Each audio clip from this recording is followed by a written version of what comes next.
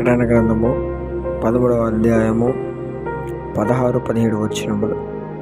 కాగా కొద్దివారు కానీ, గొప్పవారు కానీ, ధనికులు కానీ, దరిద్రులు కానీ, స్వతంత్రులు కానీ, దాసులు కానీ, అందరూ తమ కుడి చేతి మీదనైనను తమ నొసటి మీద అయినను ముద్ర వేయించుకున్నట్లును, ఆ ముద్ర అనగా ఆ మృగం పేరైనను దాని పేరిట సంఖ్య అయినను గలవాడు తప్ప క్రయ విక్రయములు చేయుటకు మరి ఎవరికి అధికారం లేకుండానట్లు అది వారిని బలవంతము చేయుచున్నది.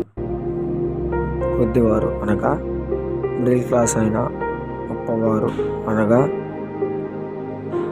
వానికి అధికారం ఉన్నా, ఎంత డబ్బున్నా, ధనికులు కానీ, ఎంత పెద్ద ధనవంతుడైన వాడు అంబానీ అయినా, బిల్ గేట్స్ అయినా, దరిద్రులు కానీ, వానికి ఉన్నా లేకపోయినా, స్వతంత్రులు కానీ, వాడు లోకంలో ఎలా తిరిగినా వాడికి ఇల్లు ఏమి ఉన్నా లేకపోయినా కానీ, దాసులు కానీ, వాడు బానిసత్వం చేస్తున్న వారు కానీ, అందరూ తమ కుడి చేతి మీద అయినను తమ నొసటి మీద అనగా నుదుటి మీద అయినను ఆ ముద్ర అనగా మృగము పేరైనను దాని పేరిట సంఖ్య అయినను గలవాడు తప్ప క్రయ విక్రయములు అంటే వాడు కొనాలన్నా, తినాలన్నా, అమ్మాలన్నా వాడు ఆ ముద్ర కావాలి. వాడికి ముద్ర లేకపోతే వాడు కొనలేడు, అమ్మలేడు, తినలేడు.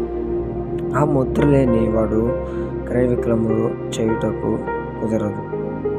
ఆ సమయంలో ఆ ముద్ర లేని వారిని బలవంతం చేయను.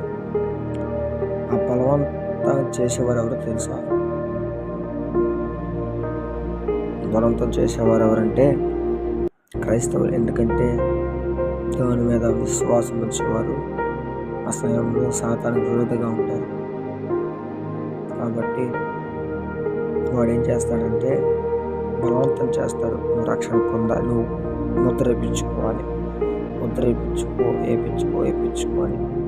కానీ ఎవరైతే ఆ సమయంలో దేవుని పక్షంలో నిలబడి ముద్ర వేయించుకోకుండా ఆయన పక్షంలో నిలబడతారో వాడు మాత్రమే పరలోక రాజ్యాన్ని చేస్తాడు. అంతేకాని రక్షణ బాప్తిసం పొందినా కానీ నేను ముద్ర వేయించుకుంటాను అని ముందుకు వెళ్ళిన వాడు పరలోక రాజ్యం రాదు.